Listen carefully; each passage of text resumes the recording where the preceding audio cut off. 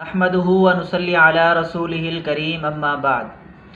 ہوئے اہل شاں بے نشاں کیسے کیسے، زمیں کھا گئی آسماں کیسے کیسے۔ اللہ تبارک و تعالیٰ نے قرآن کریم میں فرمایا کل نفس ذائقۃ الموت، ہر انسان کو، ہر جان کو موت کا ذائقہ چکھنا ہے، ہر انسان نے اس دار فانی کو چھوڑنا ہے۔ تو یہ اٹل حقیقت ہے، موت یہ سب کو آنی ہے۔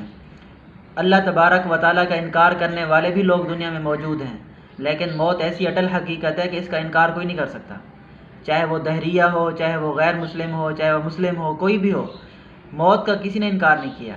کل ہی حضرت مولانا طارق جمیل صاحب دامت برکاتہم کے فرزند کا انتقال ہوا۔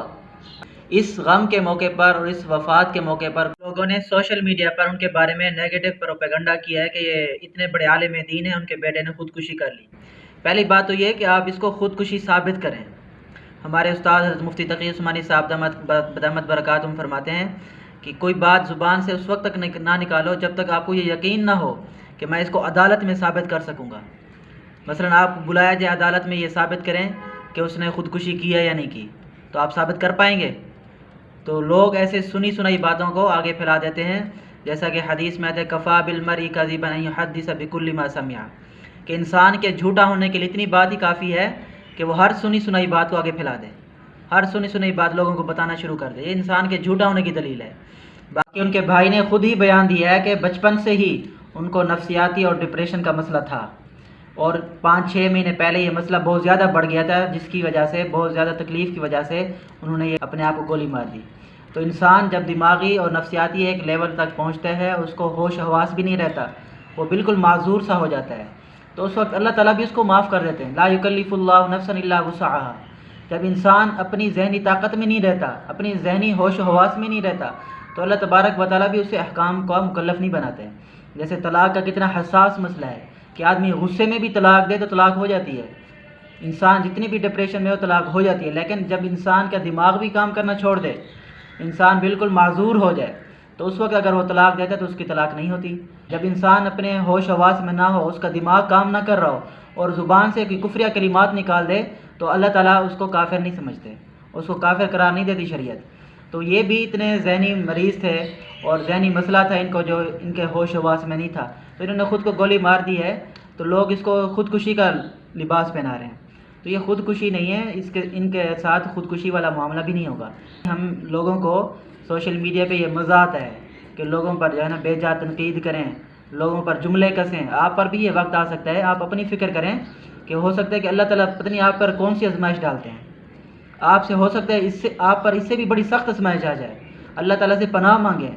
لوگوں کے اندر کو خوف خدا ہی نہیں ہے کہ یہ وفات کا وقت ہے، ایک پریشانی کا وقت ہے، غم کا وقت ہے، اس وقت بھی سوشل میڈیا پر آ کر لوگوں پر طوفان بدتمیزی پھیلا رہے ہیں، لوگوں پر بہتان تراشی کر رہے ہیں۔ قرآن کریم میں سورۃ الحجرات میں اللہ تعالیٰ فرماتے ہیں یا ایھا الذین آمنوا ان جاءکم فاسق بنبأ فتبینوا، کہ جب کوئی آدمی تمہارے پاس کوئی بات لے کر آئے تو پہلے تحقیق کیا کرو، تحقیق کیا کرو کہ یہ بات درست ہے بھی کہ نہیں۔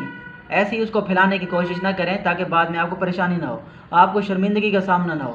کہ اس غم کی گھڑی میں ان کا ساتھ دینا چاہیے، ان کی حوصلہ افزائی کرنی چاہیے، ان کے لیے دعا کرنی چاہیے، نہ کہ سوشل میڈیا پہ بیٹھ کے ان پر جملے کسیں۔ ہو سکتا ہے اللہ تبارک و تعالیٰ ان کو نجات دے دیں، آپ کو اس میں مبتلا کر دیں، پھر آپ کیا کریں گے؟ اللہ تبارک حدیث میں آتا ہے کہ انسان دوسروں کے غم پر خوشیاں کرتا ہے، اچھلتا ہے، اللہ تبارک و تعالیٰ اس کو معاف کر دیتے ہیں، اس آدمی کو جو اچھل رہا ہوتا ہے اس کو اس میں مبتلا کر دیتے ہیں۔ تو اللہ تعالیٰ سے ڈرنا چاہیے، اللہ تعالیٰ کا خوف رکھنا چاہیے۔ لوگوں پر ایسے ہی ہمارے پاکستان میں لوگ سوشل میڈیا پہ آ کر اپنی کیا کچھ کہہ جاتے ہیں۔ جوان اولاد کا جنازہ کندھے پر اٹھانا کتنا مشکل بات ہے، آسان نہیں ہے۔ یہ حضرت مولانا طارق جمیل صاحب پر بہت بڑی آزمائش ہے۔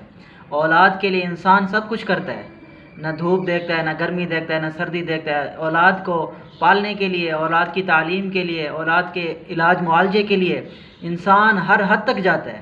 تو انہوں نے بھی ان کا دماغی علاج کروانے کے لیے بہت خرچ اخراجات کیے اور بہت حد تک گئے، لیکن اللہ تبارک و تعالیٰ نے اس کے نصیب میں نہیں لکھا تھا، شفا نہیں ملی، تو یہ ان کے لیے بہت بڑا غم کا مقام ہے۔ اللہ تبارک و تعالیٰ ان کو صبر جمیل عطا فرمائے۔ سوختہ جگر جو انسان ہوتا ہے، جس کا جگر جلا ہوتا ہے، اس کے جگر کی جلن کو سمجھنے کے لیے پہلے انسان کا خود کا جگر بھی جلا ہوا ہو۔ جس انسان پر ایسی کوئی تکلیف آئی نہ ہو تو اس کو کیا اندازہ ہوگا کہ اگلا کتنی تکلیف میں ہے۔